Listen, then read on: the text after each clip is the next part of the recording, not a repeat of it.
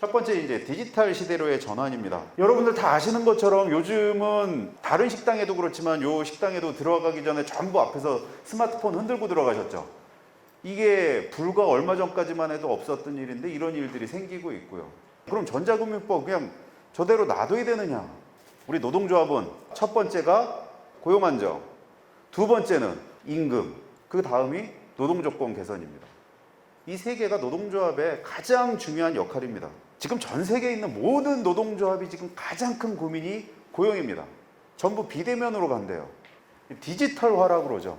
이미 우리는 이런 경험을 이미 했습니다. 언제 했느냐? 첫 번째는 요놈이죠. ATM 머신. 이게 ATM 머신이 있으니까 좋은 점도 있고 나쁜 점도 있어요. 그죠? 이제 사람들이 익숙해지니까 많이 좋아졌는데 문제는 나쁜 점도 있다. 우리 노동조합 입장에서는 뭐가 나빠요? 고용이 문제가 되는 거예요. 우리 일을 얘네들이 다 뺏어가니까. 소비자들한테, 고객한테 물어보자. 고객들은 어때요, 이거? 좋다고 그래요. 다 좋다고 그러나요, 근데? 아니에요. 싫다고 그러는 사람들도 있어요. 노인분들 아직 ATM 못 쓰시는 분들도 아직 많습니다. 이놈은 이제 인공지능 정보화.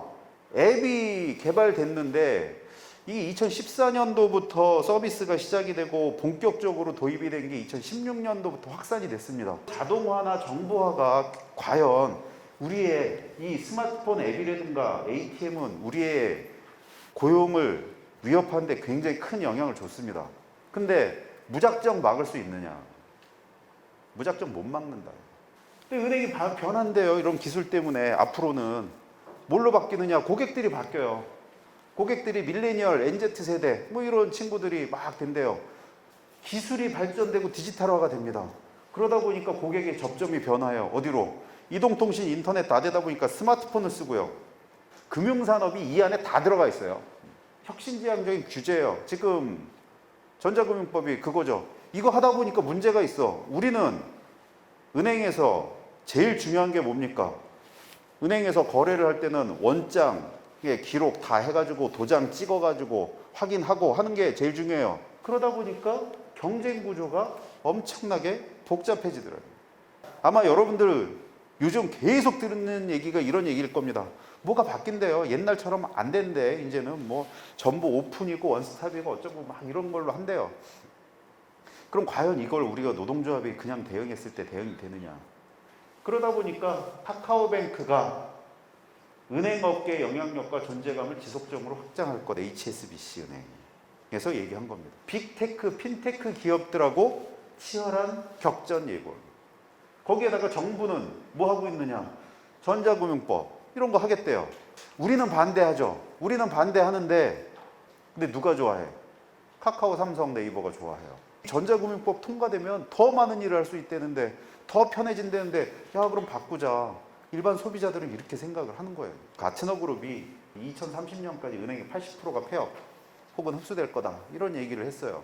뱅킹은 필요하지만 은행은 필요 없다. 왜? 뱅킹 어디서 하면 돼요? 스마트폰에서. 그런데 사실은 여러분들이 걱정 안 하셔도 된다. 왜? 일자리의 총량은 계속 늘어나고 있고요. 새로운 직무가 계속 생겨요. 방송통신 기술을 예로 들면 방송기술이 발달하니까 케이블 방송이 생기고요. 그 다음에 종편이 생기고 그 다음에 유튜브가 생기고 막 생겨나고 있어요. 자동차도 마찬가지고요. 4차 산업 뭐 자율주행차 들어온다. 기존의 자동차 다 망한다. 인원이 뭐 한 반으로 줄 것이다. 이랬었는데 실제로 최근 3년간 자동차 산업의 종사자 수는 계속 늘어납니다. 산업혁명이 4차 산업혁명인데 그 전에는 사람들이 다 농사 짓고 살았어요. 산업혁명이 생기니까 공장이라는 게 생깁니다. 그 다음에 2차 산업혁명은 에디슨이 전기 만든 다음에 전기가 막 많이 쓰이게 되니까 발전소가 필요하고 발전소 돌리려고 그러다 보니까는 또 전기 화학 쪽 일이 생겨요. 그 다음에 3차는 전자컴퓨터, 4차 지금은 반도체, 소프트웨어, 인공지능 막 이렇게 하고 있죠. 금융산업 변하고 있다. 크게 5가지로 변하고 있습니다.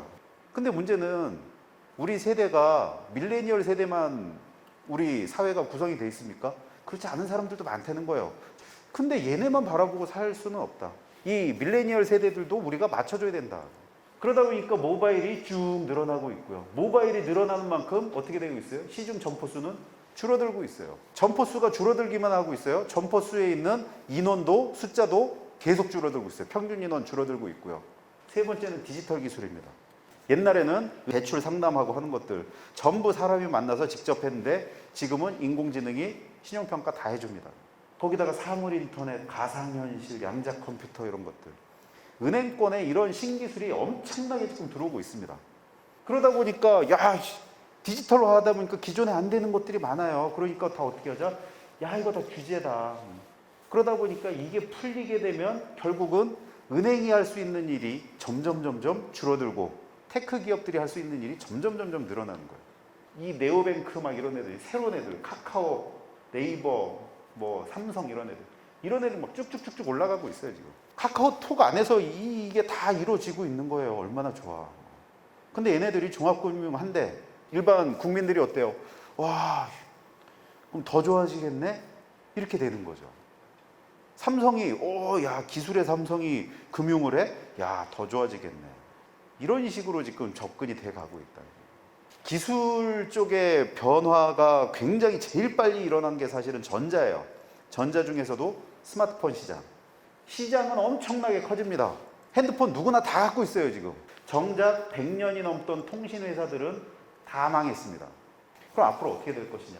우리가 제일 좋은 것들은 우리가 중심이 되고 이런 기술들하고는 제휴하면서 협력 관계를 유지하면서 우리가 같이 먹고 살자. 이게 사실은 제일 좋은 케이스인데 이렇게 될 가능성은 그렇게 커 보이진 않고요. 반대로 이게 굉장히 안 좋은 케이스죠. 삼성에 흡수되는 거예요. 그냥 삼성페이의 흡수, 카카오뱅크의 흡수 이렇게 될 가능성도 있다는 거예요. 은행이 우리 기존에 있는 금융산업이 디지털화에 성공을 해가지고 기존에 있는 시장 영향력을 그대로 갖고 있으면서 경쟁도 하면서 제휴도 하면서 이렇게 하면 이런 것들이 가장 좋지 않을까. 이거는 재작년에 설문조사를 했더니 결과가 이렇게 나왔대요. 58%가 금융 전담, 디지털 전담 조직이 있어요. 그리고 임원들도 있어요. 문제는 이게 계속 바뀐다는 거죠. 영속성이 없어요. 거기다가 은행이 지금 요즘 하고 있는 게 옛날에는 은행에 오면 뱅킹도 카드도 대출도 이 안에서 다 했었거든요. 근데 이게 요즘은 스마트폰 안에서 다 이루어지다 보니까 그냥 돈 넣고 빼고 하는 건 간단하니까 카카오뱅크에서 하고 이자율은 여기가 좋으니까 좀 돈 목돈 모아놓는 건 여기다 하고 봤더니 은행에 넣는 거 별로 안 좋으니까는 증권에다가 좀 넣어놓을까 펀드에다 넣어놓을까 스마트폰 안에서 그게 다 이루어지다 보니까 고객이 각 상품 좋은 것들 막 찾아다녀요. 다 뜯어졌죠. 언번들링이라고 하죠. 근데 이걸 다시 하나로 묶으려고 하고 있다. 리번들링. 이 리번들링 하는 다 묶으려고 하는 애들이 누구냐 하면 디지털 기술로 다 묶겠다는 거예요, 이걸. 이게 이제 카카오, 네이버, 삼성 이런 애들. 뱅크샐러드는 신용등급에 따라서 화면이 틀려져요. 맞춤형 서비스 제공하고 있고요. 토스 여러분 잘 아시는 거고. 요거는 N26이라는 데는 독일 쪽에서 하는 데인데 얘네들도 계좌 개설하기 되게 편합니다. 이 계좌 안에다가 방을 여러 개를 만들 수 있어요. 그래가지고 내 목적에 따라서 돈을 분산해가지고 넣어놓을 수 있습니다. 앞으로 경쟁을 어떻게 해야 될까 고민인데 전통적인 금융기관 같은 경우에는 이 일도 하고 저 일도 하고 막 다재다능한 사람을 좋아합니다. 그러다 보니까 디지털하고 이쪽 잘 몰라요. 그러다 보니까 지금 옆 칸에다가 좀 물어볼까? 옆 사람한테 물어봤더니 이쪽가 잘 안 돼. 또 단기적인 성과 내가 잘하는 것만 하자. 괜히 나서지 말고 목표만 맞추자. 요거는 내가 잘하잖아. 그것만 해요.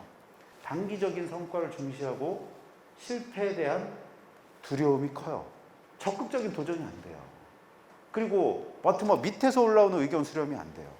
그러다 보니까 결국 어떻게 해요? 시장 대응력이 계속 떨어지는 거예요.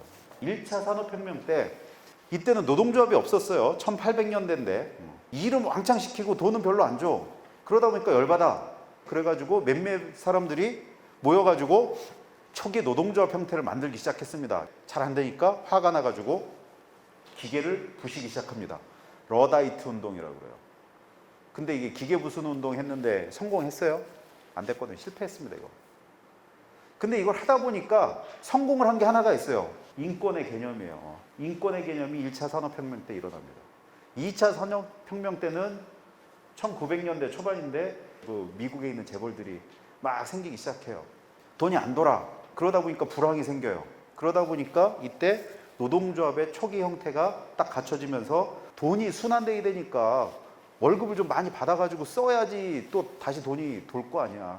그거 하려고 그러면 노동조합에서 임금 교섭이라는 걸 하자. 이게 노동조합법이에요.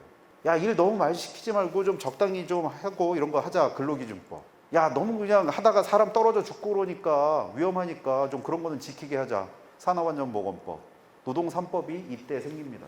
3차 산업혁명 때는 삶의 질, 주 5일제, 하루 8시간 노동하고 주 40시간 하고 이게 이때 얘기가 됩니다. 지금은 어떻게 됐느냐. 4차 산업혁명. 우리는 노동조합 활동의 역사가 얼마 안 되기 때문에 이걸 동시에 하고 있습니다. 우리는 주 40시간도 안 되고 주 40 플러스 12시간에서 주 52시간 얘기하고 있어요. 그러니까 우리는 지금 굉장히 늦은 거예요. 그럼 우리 뭐 해야 되느냐. 유럽 노동조합 총연맹 TUC에서 2010년도에 이런 얘기를 했어요. 디지털 기술이 오다 보니까 야, 이건 확실하게 해야 돼. 뭐냐? 첫 번째가 이거예요. 내 이익만 추구하는 이기주의 현상 극복해라. 독일이나 유럽에서는 은행권에 있는 노동조합 조합원 수가 늘어나고 있어요. 70년대, 80년대에 비정규직하고 이런 것들을 차별을 철폐하는 것들을 투쟁을 굉장히 많이 했습니다. 돈 똑같이, 대우도 똑같이, 뭐든지 다 똑같이 해주자가 80년대, 90년대 독일 노동조합, 유럽 노동조합이 했던 얘기입니다.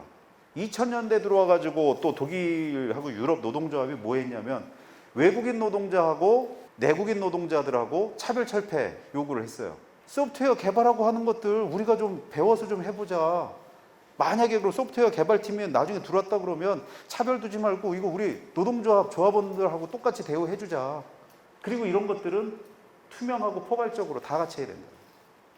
그리고 새로운 인력 수요 준비하고 재직자 가능성 향상시키고 그런 것들, 교육 훈련하는 것들 다 같이 해야 된다. 기업 문화도 바꿔야 되는데요. 내부 구성원에 있는 자체 혁신을 해야 됩니다. 디지털을 조금만 배우게 되면 이런 기술을 이용해서 이렇게 바꾸면 되겠네? 이게 되는 거예요. 거기다 성과관리, 아까 얘기한 거죠. 단기적, 개별적인 성과관리 하다 보니까 이런 것들이 반영이 안 돼요. 그러니까 중장기적으로 성과관리 해야 되는 거고요. 거기다 새로운 부가가치. 근데 요즘은 봤더니 카카오뱅크 뭐 이런 애들 막 다 공짜로 다 해주고 있어. 막 수수료도 없이. 그럼 쟤네들 뭐 갖고 도대체 돈을 어디서 버는 거야? 전혀 다른 부가가치가 있다는 거예요. 데이터가 돈이라고 그러잖아요, 요즘.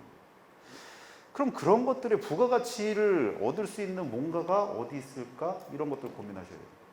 우리나라는 어때요? 우리 전통적인 거. 아이디어를 냈어요. 뭐 하자고 그래. 그러면 야, 누가 아까 뭐 얘기를 하다가 그러면 야, 이 정도 하면 될 것 같은데 그러면 야, 외주 할까 아니면은 저거 할까 뭐 위탁을 할까 프리랜서 뽑아서 할까 이거 막 하다가 개발해가지고 뭐 하는데 걸리는 시간이 6개월 이상. 이러다 보니까 늦을 수밖에 없어요. 카카오나 이런 애들은 어떻게 했냐? 평균 2개월 만에 끝내버려요. 우리는 이런 거 해야 되는데 그러면 결국은 제일 중요한 게 휴먼웨어입니다. 사람. 결국 사람을 상대하는 건 사람이고요. 금융도 사람과 사람의 관계잖아요. 그리고 이런 것들을 할 때는 일하는 방식을 먼저 개선을 해야 돼요. 새로 금융을 혁신을 한 상태에서 그거를 전산화해야 된다. 우리는 지금 그게 안 된다.